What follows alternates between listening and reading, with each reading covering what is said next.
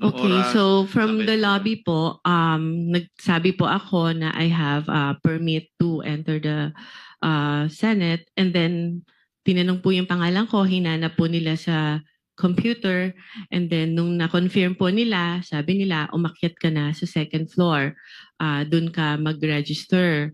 So pag akyat po, nakikita niyo po, meron pong separate na bag and body scanner where yung mga guest po dapat mag-pass through muna doon.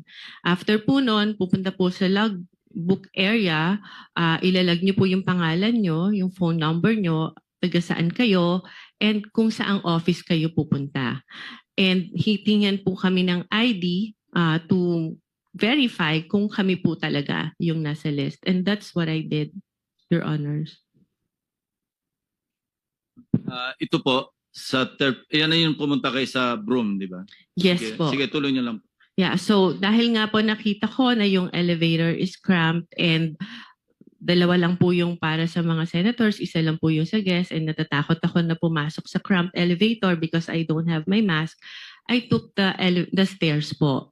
And dumaan po ako kay Beng, inuna ko po muna siya dahil sa totoo lang po, nakiusap po ako sa kanyang mag-prepare or mag-print ng sample proposal na i-attempt ko po sanang i-present kay Senator Erwin. So dumaan po ako doon briefly, nag-picture pa nga po kami, and I texted my other friend sa Broome who was at that time in the session hall to tell her na, hey, nandito na ako. So after po noon, umakyat na ako dahil nagagalit na po sa akin yung staff ni Senator, bakit daw po ang tagal ko. Sandali lang daw po si Senator para explain sa akin kung ano yung gusto niyang gawin. So umakyat na po ako sa office ni Senator Erwin Tulfo. Mr. Chair, may I also add that we'll be submitting a screenshot of the text message between my staff and Ms. Mina Jose. Where was she during that time? Dahil doon po sa text message, sinabi niya dumaan pa sa Broome. At meron din po akong letter sa staff ko asking her bakit dumaan sa Broome. Parang ginamit po yung aming opisina na makapasyal siya sa Broome, wala naman po sa agenda.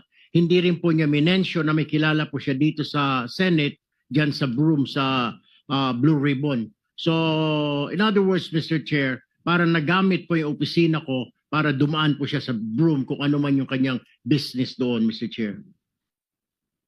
My apologies, Your Honor, if that appeared that way. It was just my intention to see my friend, especially when I heard that Beng is suffering from cancer and I haven't seen her in a long time. So I thought it was an opportunity for me to also visit her. Mr. Chair, the question is, you should have told us na may kaibigan ka under investigation. My staff even asked me, Mr. Chair, if you would remember and you lied. Sinabi namin, baka ikaw sabit ka dito sa flood control. Wala po kami, hindi po kami sabit dyan. Ang mga project ko 30 million. Do you remember that? You were asked, Ms. Jose. Yes, Your Honor, because I am of honest belief na wala po talaga kami. You were not, bakit nababanggit ang pangalan mo dito ngayon? Meron ka palang kinalaman dyan sa mga proyekto sa Bulacan na yan. Why didn't you tell us straight up?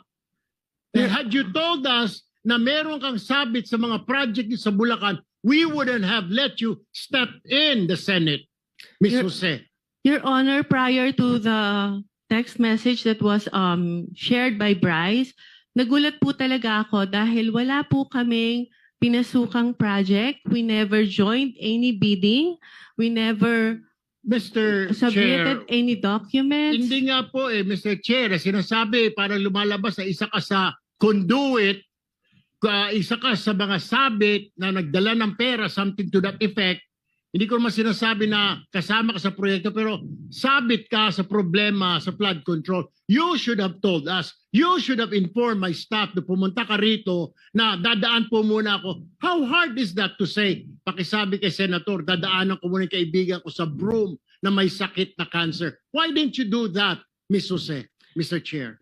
Your Honor, I don't think Senator Erwin is privy to the conversation with the staff Yes, to whom I have mentioned before. Senator this- Erwin, please no. I think si Bryce was the one who made that assertion.